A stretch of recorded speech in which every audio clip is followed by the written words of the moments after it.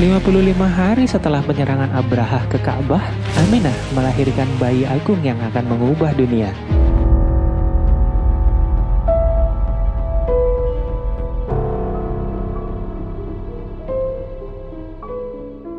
Ketika peristiwa kelahiran Nabi ini, beberapa sumber sejarah menyebutkan terjadi sejumlah kejadian besar, di antaranya jatuhnya 14 beranda istana kekaisaran Persia, padamnya api abadi Zoroaster, hancur dan tumbangnya berbagai berhala di Ka'bah, serta terbitnya bintang-bintang yang tidak pernah terlihat sebelumnya.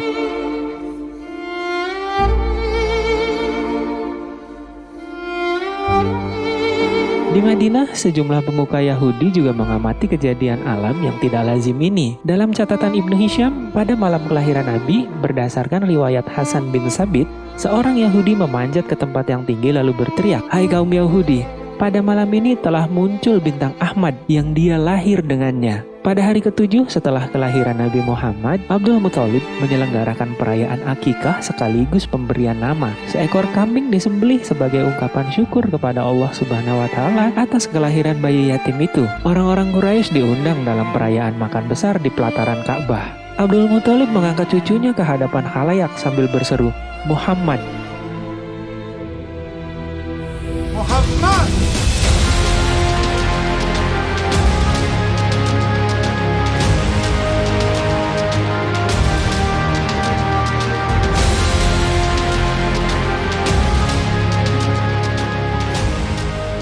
Begitulah kakek terpandang itu menamakan cucunya, nama yang kurang populer dan tidak lazim di telinga orang-orang Arab. Kala itu umumnya anak-anak Arab diberi nama sesuai dengan nama leluhur sebelum mereka, seperti Abdul Uzza, Abd Syam, Harb, Syakr, dan semacamnya. Tetapi Abdul Muthalib memberinya dengan nama yang berbeda. Abdul Muthalib menyadari bahwa terjadinya sejumlah peristiwa-peristiwa besar pada waktu dan di sekitar tempat kelahiran sang cucu nantinya akan berpengaruh terhadap kehidupan masyarakat di Mekah.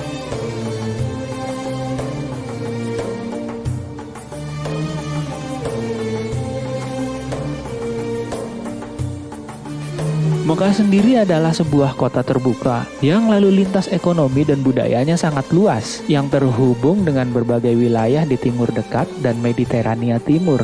Penduduknya sangat sibuk dengan dua aktivitas utama, yaitu perdagangan dan keagamaan, hingga akhirnya menjadi objek sasaran ekspansi ambisius Raja Abraha beserta pasukannya.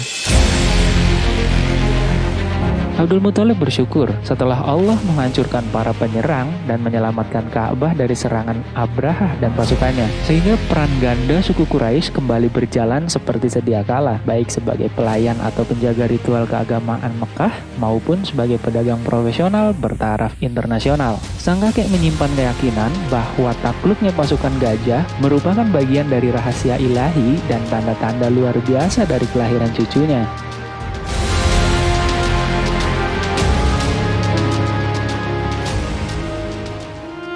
Dia menyambut kedatangan Muhammad dengan gembira dan penuh sukacita. Seorang anak lelaki yang bakal mengubah dunia, yang telah disampaikan Nabi Isa alaihi salam sebagai kabar gembira kepada Bani Israel.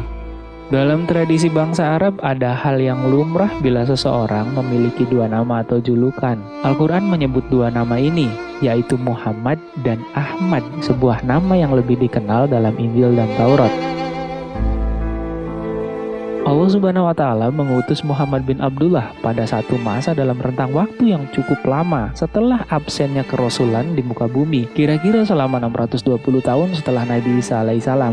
Pada saat yang sama, menjelang kelahirannya, perkembangan dan pertumbuhan ekonomi Mekah yang pesat justru berujung pada penyimpangan dari ajaran Ibrahim dan Ismail alaihissalam yang murni. Selain adanya penyimpangan atas agama Samawi yang hanif, di Mekah juga tersebar takhayul dan kepercayaan ilusif atas nama agama yang disalahgunakan sebagai alat untuk mendominasi harta atas manusia. Akhirnya, tugas dan misi terpenting dari hadirnya seorang nabi di bumi Mekah adalah untuk memerangi takhayul, ilusi, dan distorsi agama Samawi yang hanif, serta menjelaskan kebenaran universal kepada seluruh umat manusia, atau dengan kata lain, perlawanan total ajaran monoteisme Samawi atas politeisme.